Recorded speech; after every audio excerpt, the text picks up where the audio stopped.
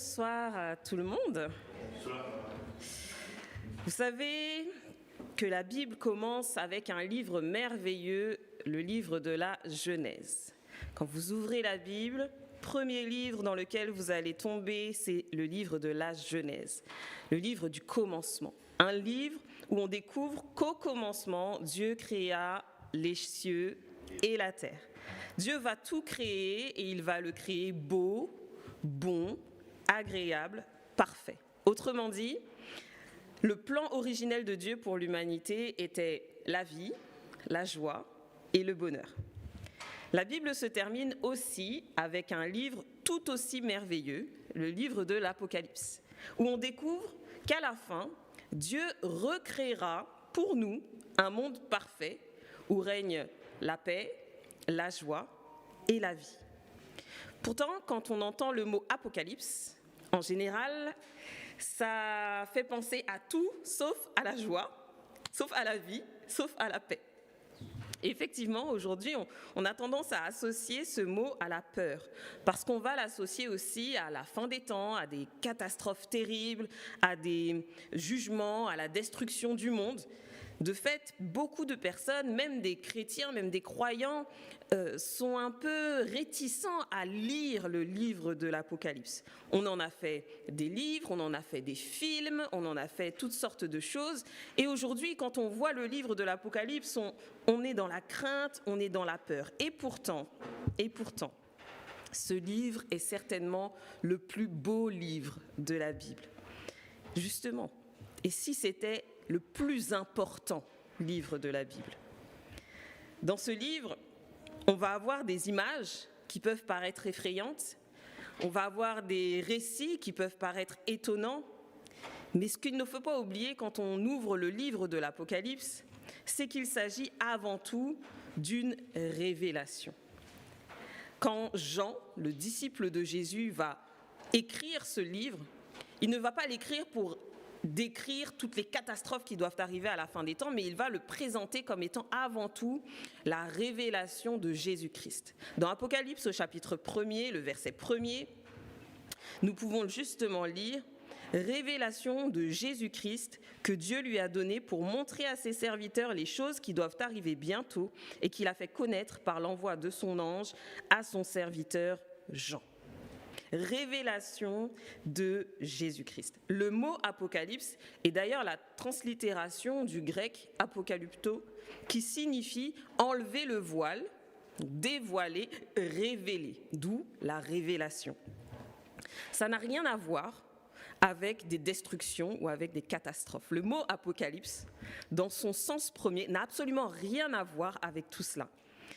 Plus encore, Jean va nous dire qu'il s'agit de la révélation de Jésus-Christ, c'est-à-dire une révélation par Jésus et à propos de Jésus. Je trouve ça extraordinaire de voir que c'est le seul livre de la Bible qui est directement donné par Jésus-Christ. Comment est-ce que nous pourrions passer à côté de cette merveille alors que Jésus lui-même a pris la peine de se révéler à Jean pour lui transmettre les messages qui y sont inscrits. Imaginez l'importance de ce message pour que Jésus choisisse de lui-même le donner à Jean. Et c'est aussi une révélation à propos de Jésus, parce que, en vrai, Jésus, ce n'est plus un simple prédicateur ambulant avec ses sandales et avec son pagne tel qu'il l'était il y a 2000 ans. Non, Jésus aujourd'hui est totalement différent. À sa résurrection, d'ailleurs, les femmes qui sont allées au tombeau, les disciples sur le chemin d'Emmaüs ou les autres disciples ont eu beaucoup de mal à le reconnaître. Pourtant, ils l'avaient vu quelques jours précédemment, ils le connaissaient par cœur sous tous les angles. Mais après la résurrection, Jésus était différent. Il était glorifié, il était parfait. Et le livre de l'Apocalypse est là pour nous révéler qui est Jésus aujourd'hui, tel qu'on peut le lire dans Romains au chapitre 8, verset 34, qui nous dit que Christ est mort, mais bien plus, il est ressuscité et il est à la droite de Dieu. Est-ce que nous avons envie de connaître ce Jésus tel qu'il est aujourd'hui à la droite de Dieu ? C'est pour cela que le livre de l'Apocalypse a été donné, révélé et que nous l'avons aujourd'hui. Dans ce livre, dès le départ, Jean va nous dire que Jésus vient aussi sur les nuées. Apocalypse 1er, verset 7, on nous dit « Et voici, il vient sur les nuées, il vient bientôt ». Dès le début, le livre de l'Apocalypse veut porter nos regards sur le retour de Jésus. Qu'est-ce qu'il y a de terrible, de grave ou d'affreux dans cette vision du retour de Jésus? Absolument rien.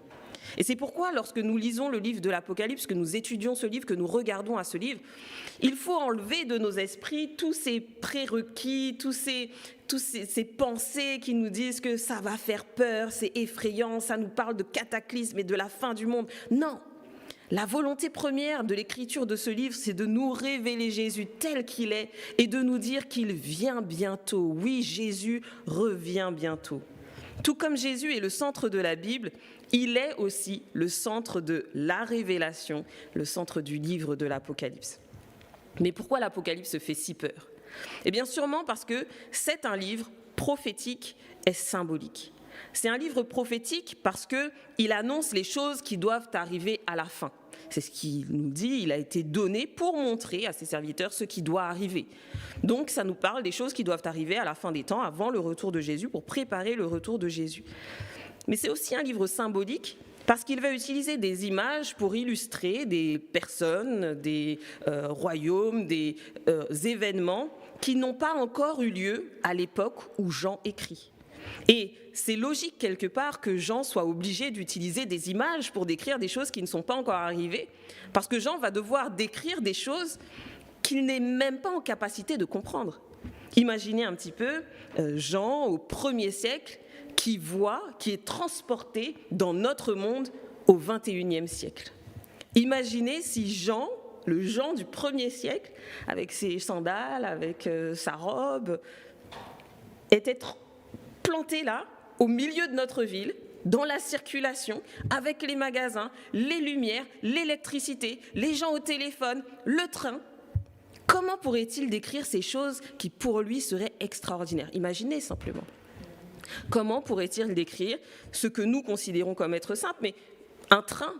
Peut-être qu'il dirait « j'ai vu un serpent de fer avec des yeux rouges, effrayants, qui allait à la vitesse de la lumière. » Enfin, imaginez-le qui devrait décrire un avion.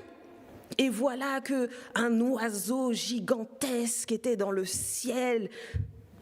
Je ne sais pas. Imaginez si Jean devait décrire Internet. Déjà, si nous devrions décrire Internet, quelles sont les images que l'on prendrait? Imaginez si Jean devait aujourd'hui décrire l'intelligence artificielle.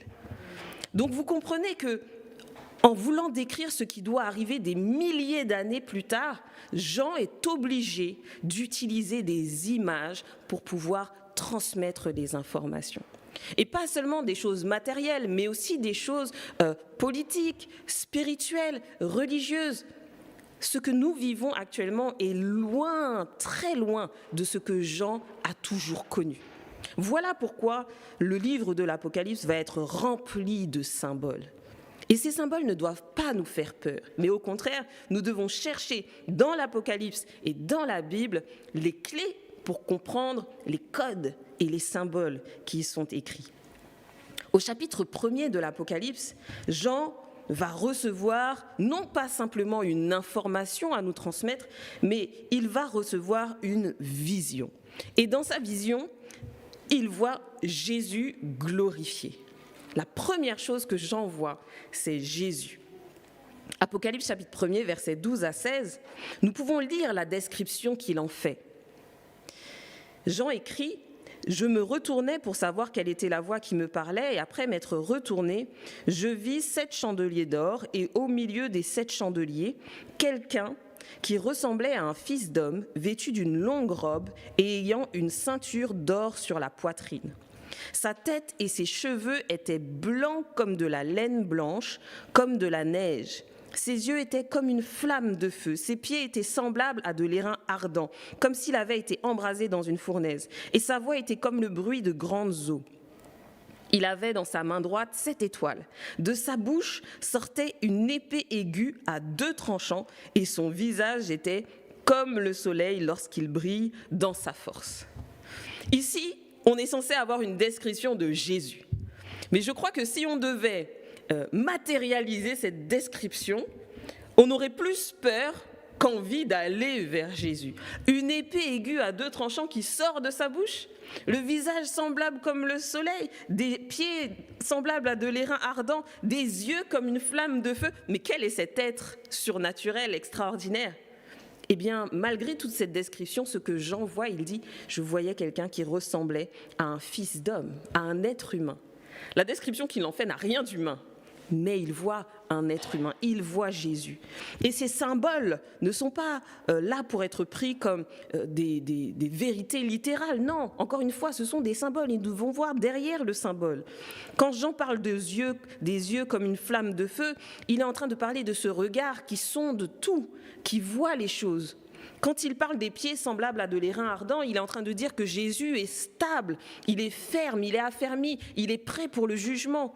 Quand il parle d'une voix qui est comme le bruit de grandes eaux, il est en train de parler de cette autorité divine que Jésus a maintenant. Parce que dans d'autres descriptions de Dieu, lorsqu'il parle au peuple, on nous dit que la voix de Dieu était comme le bruit de grandes eaux. Jésus est lui aussi revêtu de cette autorité divine.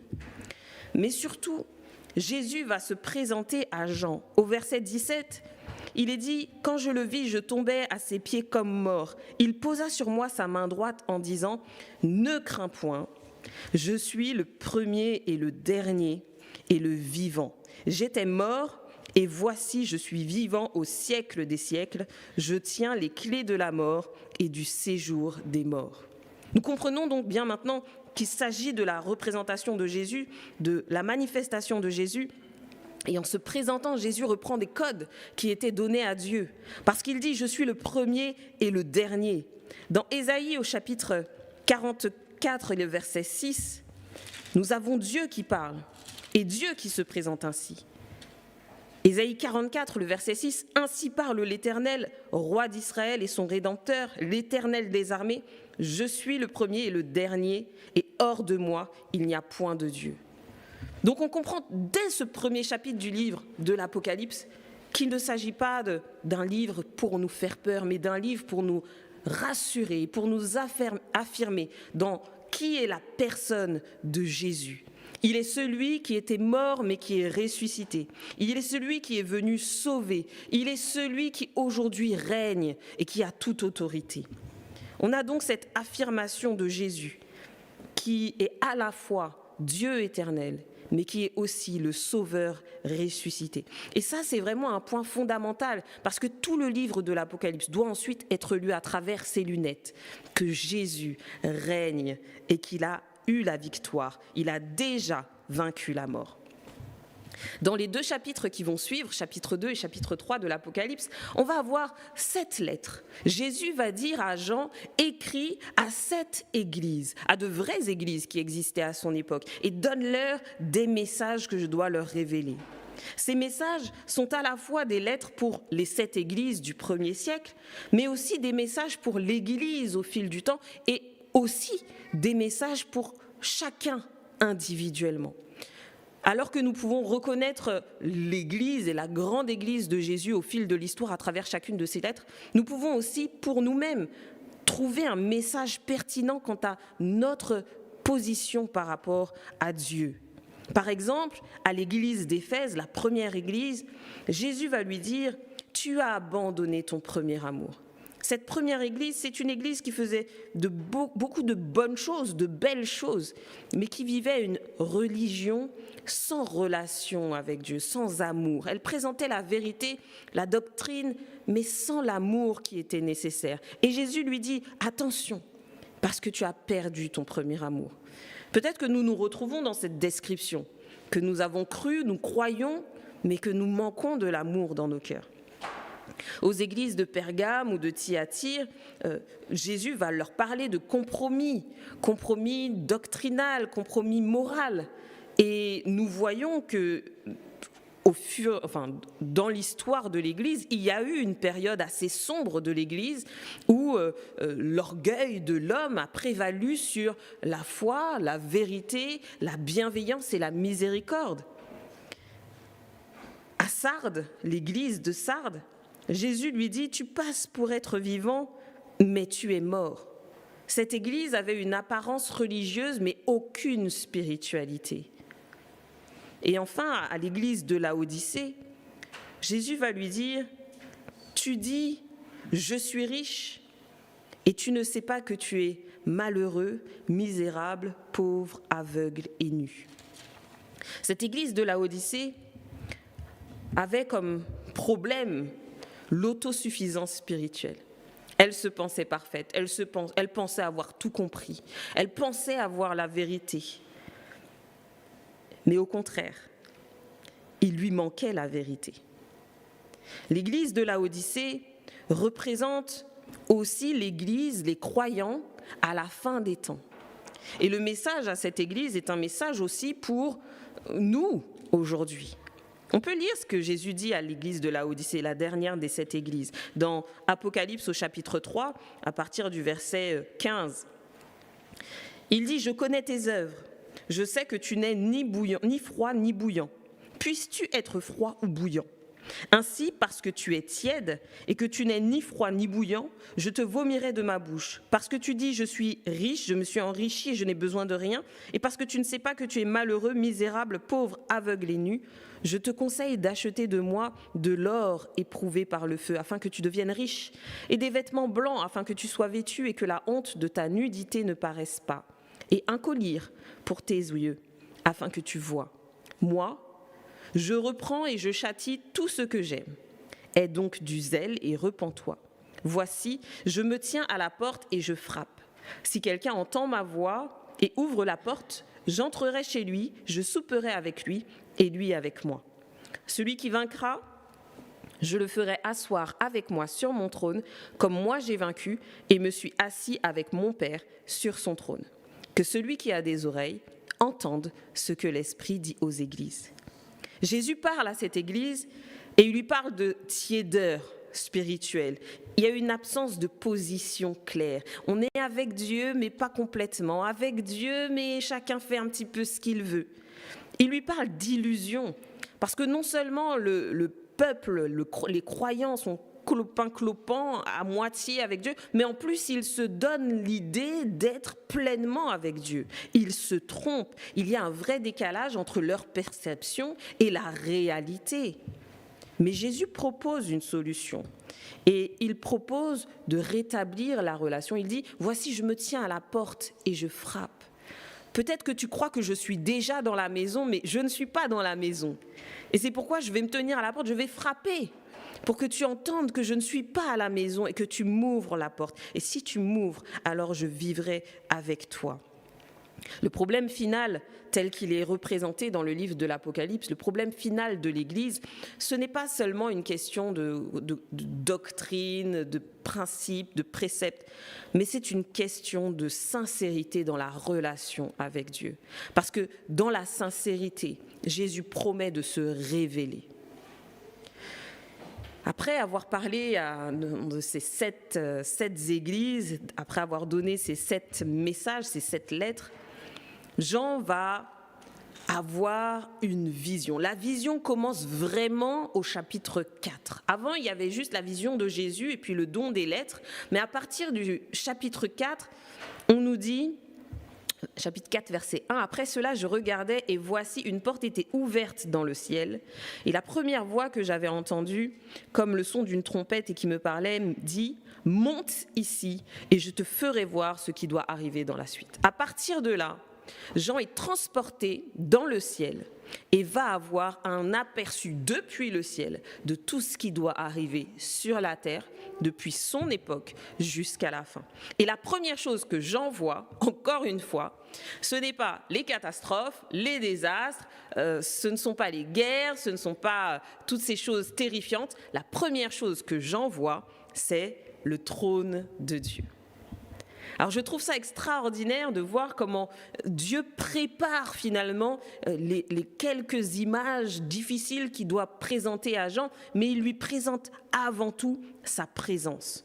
Au chapitre 4, Jean va voir le Dieu tout-puissant, créateur, assis sur le trône, qui règne et qui est d'ailleurs adoré pour cela.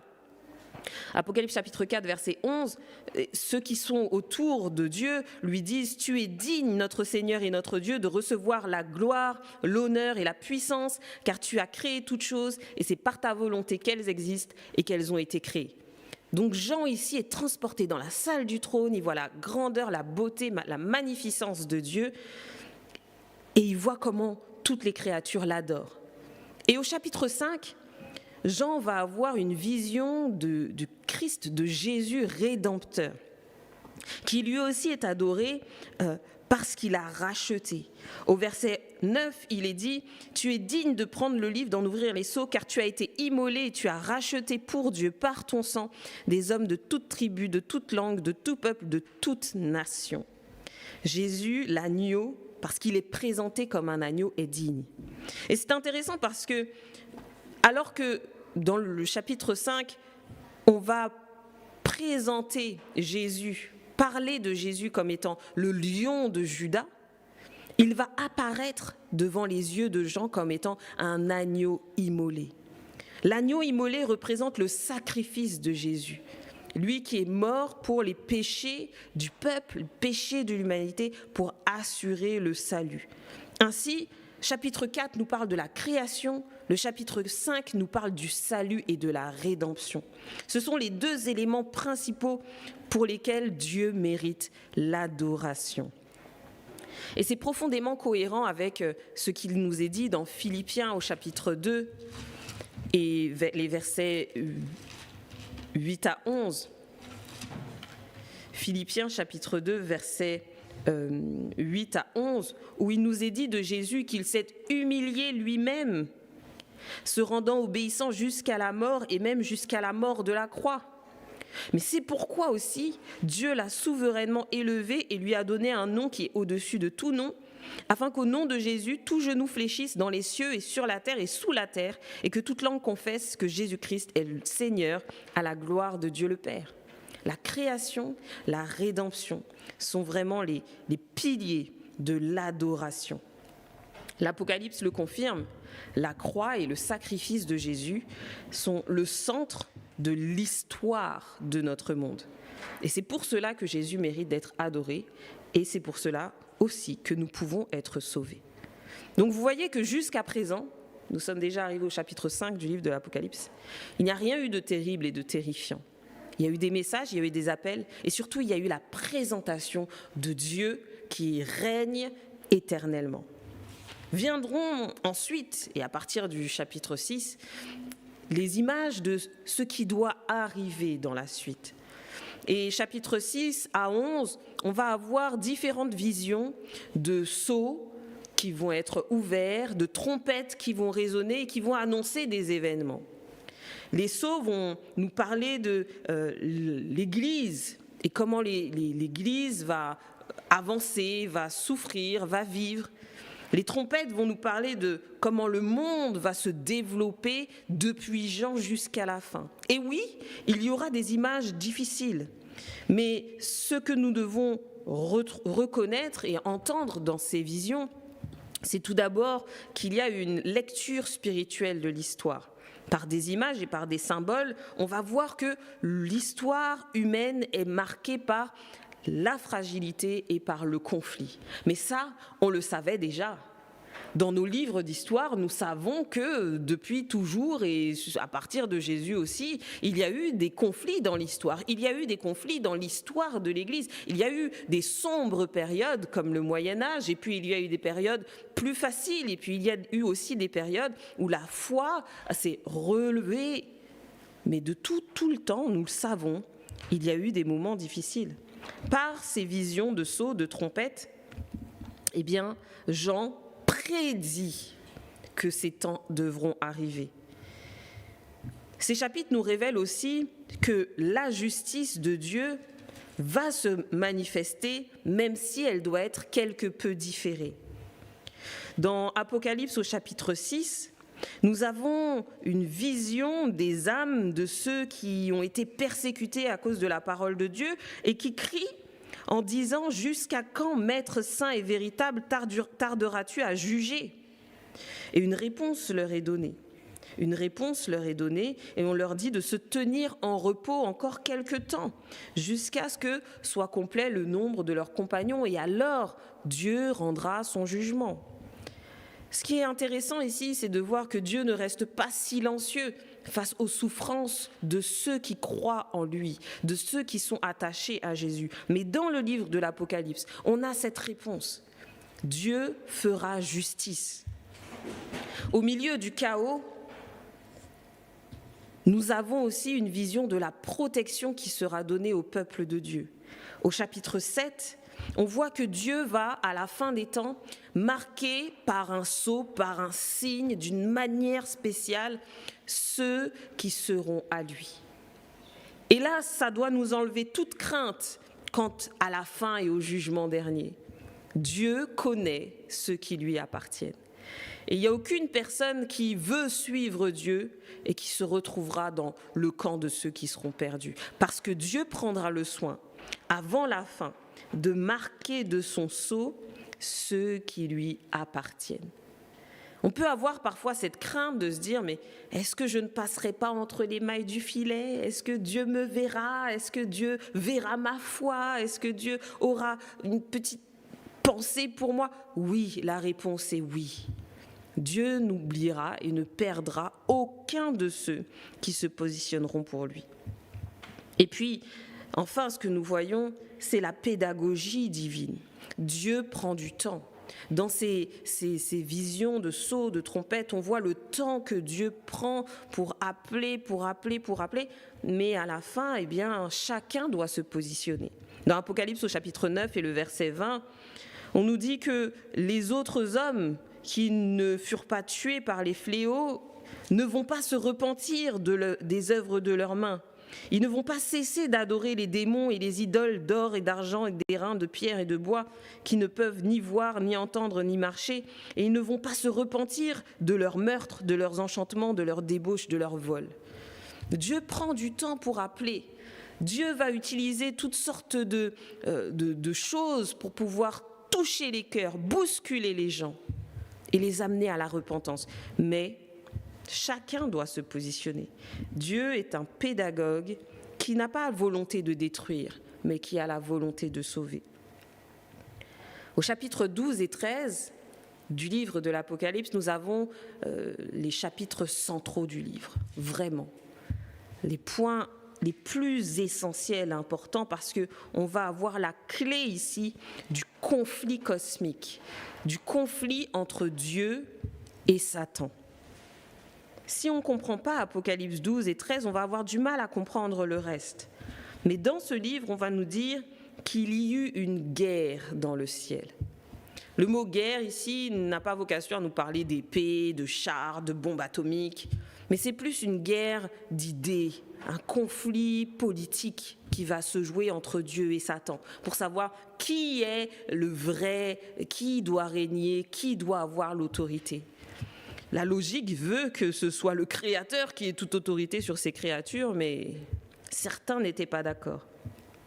Dans ce chapitre 12, on voit que ce conflit va être gagné par Dieu, par Jésus, et que l'ennemi va aller pour faire du mal. Satan va se retourner contre l'Église de Dieu, contre les enfants de Dieu, contre les croyants pour leur faire du mal. Et c'est souvent comme ça dans la vie. Quand on ne peut pas attaquer le parent, on va attaquer les enfants. Toute l'histoire biblique se résume dans ce chapitre 12 où on voit un grand dragon qui représente Satan, qui va faire la guerre à Dieu, qui va faire la guerre à l'Église, qui va faire la guerre aux derniers croyants. Et donc nous en sommes là, nous, aujourd'hui. Si nous subissons les souffrances, si nous subissons les persécutions, si nous subissons l'animosité, c'est parce qu'il y a un ennemi qui veut faire la guerre au peuple de Dieu. Et c'est beau de voir que la Bible n'a jamais menti quant à la position du croyant sur la terre. La Bible a toujours révélé que le croyant était sur un champ de bataille, au milieu d'un conflit, et qu'il allait être attaqué par l'ennemi, par Satan. Mais Jésus a dit, dans Jean au chapitre 16, verset 33, nous allons prendre ce texte, il a dit, « Je vous ai dit ces choses afin que vous ayez la paix en moi. Vous aurez des tribulations dans le monde, mais prenez courage, j'ai vaincu le monde. » Jésus l'avait dit, il y aura des tribulations, il y aura des persécutions, parce que Satan a envie de vous faire du mal pour faire du mal à Dieu. Mais prenez courage, parce que j'ai vaincu le monde. Après cette guerre dans le ciel, on va avoir au chapitre 13 la manière dont Satan va diriger les puissances de ce monde, les puissances politiques et religieuses, pour pouvoir créer un mal structuré, organisé, et détourner les hommes, les humains et les croyants de l'adoration du vrai Dieu. À la fin des temps, le chapitre 13 du livre de l'Apocalypse nous dit que des puissances religieuses et politiques vont s'allier pour pouvoir falsifier la personne de Dieu, présenter un autre Dieu et, sous prétexte d'un retour à la spiritualité et à la foi, détourner complètement les hommes du vrai Dieu. C'est intéressant parce que l'actualité nous présente des puissances politiques sous couvert de religion, et vous l'avez peut-être vu sur les réseaux sociaux. Nous en parlerons demain un petit peu plus en détail. Mais quand on compare l'actualité avec la Bible, on se dit mais waouh, c'est incroyable, comme ce qui était prédit est véritablement en train de se réaliser. Mais ce qui est intéressant, c'est que la clé est aussi donnée dans le livre de l'Apocalypse, au chapitre 12, le verset 11, on nous dit que les saints ont vaincu le dragon à cause du sang de l'agneau. Les saints ont vaincu Satan à cause du sang de l'agneau. La victoire que Jésus a déjà acquise à la croix est aussi donnée à ceux qui croient en lui. Donc la victoire, la vraie victoire, elle n'est pas politique, mais elle est spirituelle. Et elle a déjà été acquise. Ensuite, les chapitres 14 et 15 vont nous parler du jugement final qu'il va y avoir, avec un message, le message des 3 anges. Apocalypse chapitre 14, versets 6 à 12, où on va nous dire tout d'abord d'adorer le Créateur. C'est le premier message qui est donné à la fin des temps. Adorer Dieu, et pas n'importe quel Dieu, mais celui qui a créé toutes choses, le Créateur. C'est lui le seul vrai Dieu. Il y a toutes sortes de dieux, il y a toutes sortes de personnes qui se proclament Dieu, mais le seul vrai Dieu, c'est celui qui a créé toutes choses. Le deuxième message, c'est de dénoncer Babylone. Alors Babylone, dans la Bible, c'est un peuple qui se présente comme opposé au peuple de Dieu, mais surtout qui se présente comme Dieu lui-même. Babylone, c'est l'adoration détournée, idolâtre. Et le message ici est de dénoncer que Babylone est déjà tombée, est déjà perdue, a déjà été vaincue. Et enfin, troisième message d'Apocalypse 14, versets 6 à 12, c'est de refuser de s'allier à l'ennemi. Faites attention aux personnes, aux politiques, aux dénominations. Faites attention à qui vous prêtez allégeance et vers qui vous vous tournez. Parce que dans le conflit à venir, il faudra choisir et la décision, elle se prend maintenant. À la fin des temps, il y aura un vrai conflit d'adoration. Qui est le vrai Dieu? Qui a toute autorité? C'était le conflit qu'il y avait dans le ciel entre Dieu et Satan, et c'est le même conflit qui perdure aujourd'hui. À chacun de se positionner. Ce que la Bible nous dit, c'est que Dieu aujourd'hui, il règne sur le trône et pour l'éternité, et Satan, lui, il est déjà vaincu, et il a déjà été vaincu. À nous de nous positionner, soit pour celui qui a déjà gagné, soit pour celui qui a déjà perdu. Le chapitre 14 nous parle de persévérance, de fidélité, de foi. Et c'est important pour nous de comprendre que dans la question du jugement, c'est la foi et la fidélité qui feront tout. Pas nos œuvres, parce que nos œuvres finalement ne sont que la suite et la continuité de notre foi et de notre adhésion à Dieu, mais notre foi et notre fidélité. Au chapitre 15, on voit les rachetés qui chantent le cantique de Moïse et de l'agneau. On voit ceux qui sont sauvés, qui sont dans l'exaltation du Dieu créateur. Et c'est ce que nous voulons tous vivre avec Dieu. Les derniers chapitres vont nous présenter la chute, les uns après les autres, des ennemis de Dieu. Chapitres 16 à 19 de l'Apocalypse, on a une vision de coupes qui sont répandues sur la terre et qui représentent les jugements de Dieu. Alors oui, là encore, ce n'est pas toujours très joyeux, mais ça représente que les jugements de Dieu vont être présents, non pas pour détruire, mais encore pour appeler, pour montrer que Dieu est le vrai Dieu. Dans son appel, Dieu se confrontera à un mur de pierre, parce que finalement, ceux qui le rejettent continueront de le rejeter. Il n'y aura plus de mélange, mais le jugement sera présent. Babylone, cette contrefaçon de la divinité, est jugée au chapitre 17 et au chapitre 18. Ce système corrompu qui s'oppose à Dieu va tomber.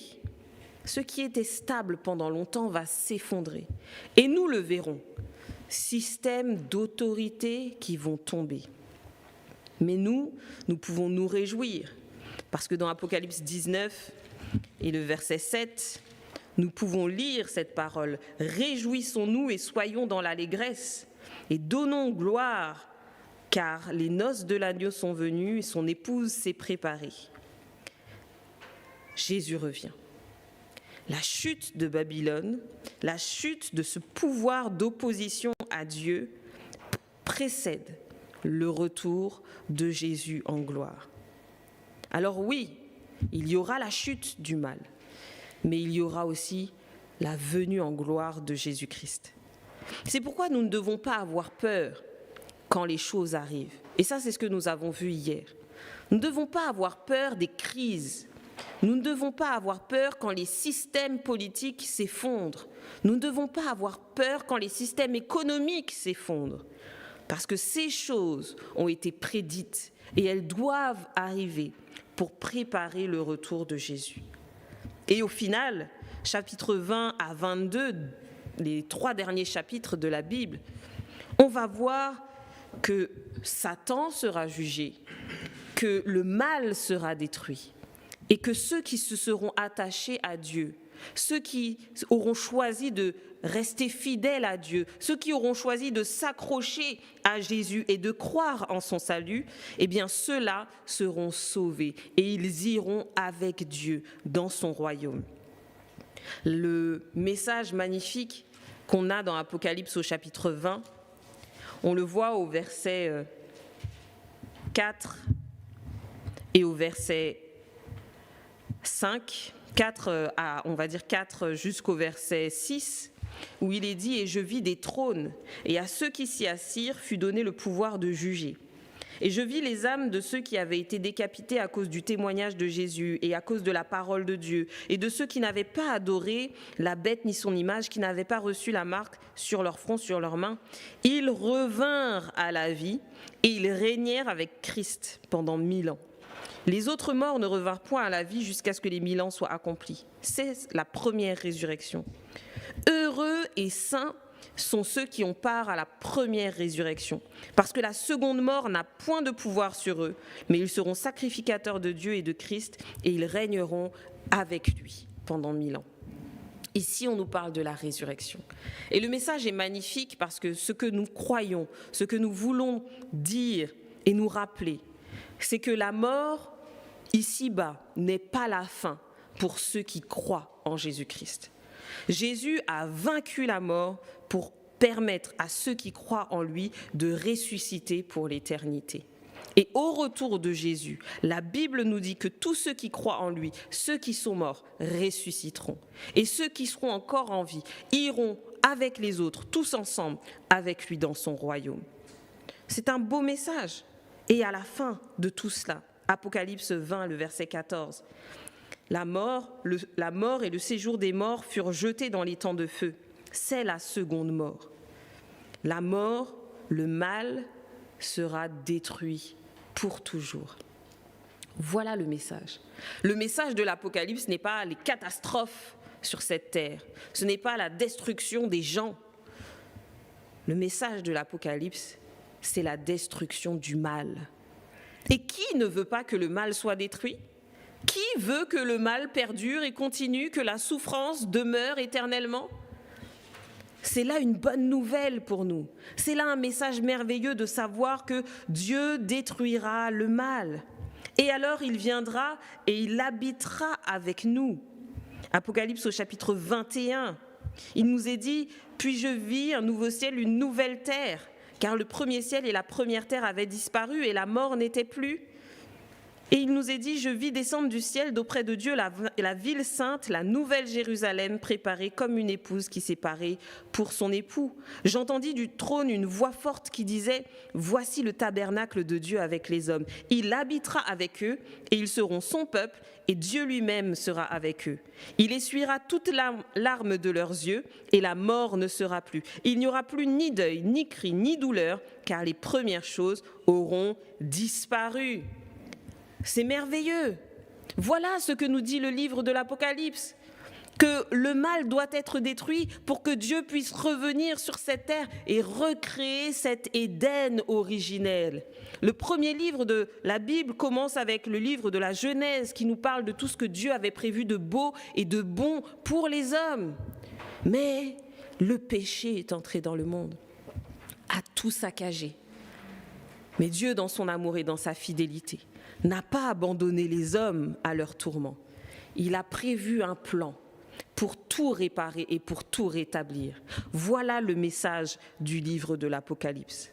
Au chapitre 22 et le verset 4, on nous dit qu'il n'y aura plus de nuit, car ils n'auront besoin ni de lampe, verset 4, versets 3 à 5, le trône de Dieu et de l'agneau sera dans la ville. Ses serviteurs le serviront et verront sa face, et son nom sera sur leur front. Il n'y aura plus de nuit, ils n'auront besoin ni de lampe ni de lumière, parce que le Seigneur Dieu les éclairera, et ils régneront au siècle des siècles. Voici le message de l'Apocalypse. Voir Dieu face à face. Ne plus jamais être dans les ténèbres et régner avec Dieu pour l'éternité. Le but final, c'est d'être avec Dieu. Alors, l'Apocalypse n'est pas un livre de peur. Et j'espère que ce soir, je vous ai convaincu de ne pas avoir peur. C'est un livre de révélation. Un livre qui montre qu'il y a un monde en crise et nous sommes dans ce monde en crise. Il y a un conflit qui est réel et il y a une décision qu'il faut prendre maintenant. Mais surtout, ce que le livre de l'Apocalypse nous montre, c'est que Jésus est victorieux, qu'il y a un peuple qui doit rester fidèle jusqu'à la fin parce que l'avenir doit être restauré. Et la question finale, elle reste ouverte dans Apocalypse au chapitre 22 et le verset 17.